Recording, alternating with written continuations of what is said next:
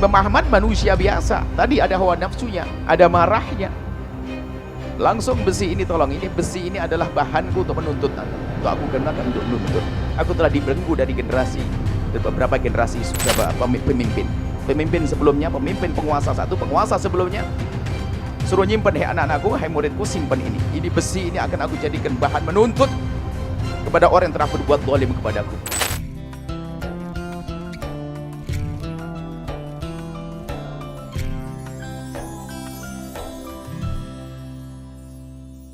Ada suatu ketika Imam Ahmad ibn Hanbal. Imam Ahmad ibn Hanbal adalah imam ahli sunnati wal jamaati, imam madhab.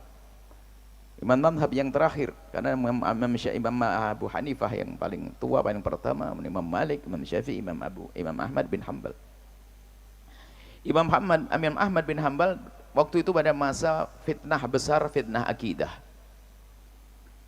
Sehingga pertentangan akidah itu yang kebetulan Imam Ahmad berbeda dengan pemikiran akidah yang bernegara, bertentangan dengan akidahnya negara. Yaitu negaranya adalah Mu'tazilah. Kemudian Imam Ahmad ibn Hanbal adalah ahli sunnati wal jamaati. Sehingga Imam Ahmad bin Hanbal 2 atau 3 generasi itu dihukum terus, dihajar terus. Di musim dingin disiram air, pokoknya Imam Ahmad dibelenggu dan sebagainya, disiksa Imam Ahmad ibn Hanbal. Hingga pada akhirnya Imam Ahmad ibn Hanbal itu akan dibebaskan. Dan di saat hendak dibebaskan itu memang ada belenggu di tangannya, ada besi, ada rantai. Lalu Imam Ahmad manusia biasa, tadi ada hawa nafsunya, ada marahnya. Langsung besi ini, tolong, ini besi ini adalah bahanku untuk menuntut Anda, untuk aku gunakan untuk nuntut. Aku telah dibelenggu dari generasi, dari beberapa generasi pemimpin sebelumnya, pemimpin penguasa satu, penguasa sebelumnya suruh nyimpen, hei anak-anakku, hei muridku, simpan ini besi ini akan aku jadikan bahan menuntut kepada orang yang telah berbuat zalim kepadaku. Setelah dibebaskan, berita Imam Ahmad marah ini terdengar oleh khalifah waktu itu. Lalu khalifah bertemu dengan Imam Ahmad bin Hanbal, kemudian minta maaf, wahai Imam Ahmad bin Hanbal, apa betul kau marah dan akan menuntut aku nanti di akhirat? Imam Ahmad melihat khalifah saat itu, kemudian melihat, kemudian menundukkan, kemudian melihat lagi, menundukkan, kemudian berkata, demi Allah saat ini sudah aku maafkan, karena aku sekarang melihat dirimu ke atas, engkau adalah sambung dengan Sayyidina Abbas, pamannya Rasulullah sallallahu alaihi wasallam. Karena itu daulah Abbasiyah.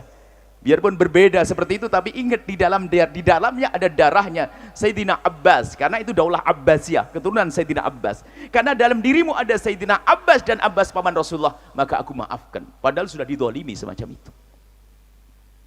Makanya kalau kita sudah ada hubungannya dengan Nabi, tolong seleh. Turun, emosi turun, dendam turun, amarah turun, karena ada Nabi Muhammadnya sallallahu alaihi wasallam. Khawatir kita benci kepada Nabi Muhammad, maka jangan kita benci yang ada hubungannya dengan Nabi Muhammad. Misalnya bahasa Nabi, bahasa Arab, bahasa paling bagus. Segala sesuatu yang ada hubungannya dengan Nabi adalah paling bagusnya segala sesuatu. Keturunan Nabi, sahabat Nabi, umat Nabi, cara berjalan Nabi, cara makan Nabi. Jangan sampai kebanggaan kita bergeser. Kebanggaan kita adalah di saat sesuatu tersebut ada hubungannya dengan Rasulullah sallallahu alaihi wasallam. Cara berjalan Nabi paling bagusnya cara berjalan.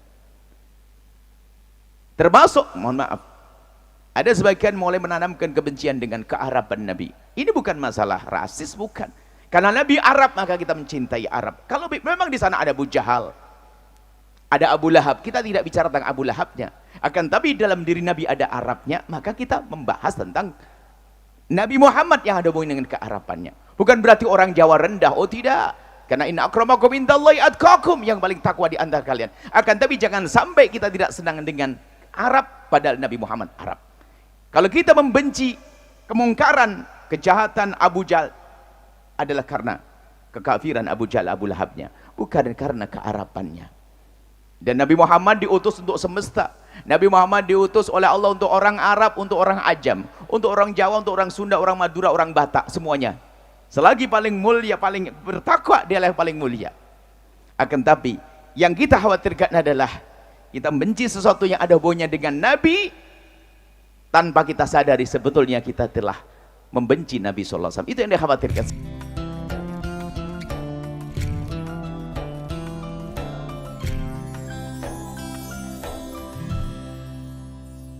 Sahabat Al-Bahjah TV, setelah menyaksikan video ini, jangan lupa bersolawat kepada baginda Nabi Muhammad.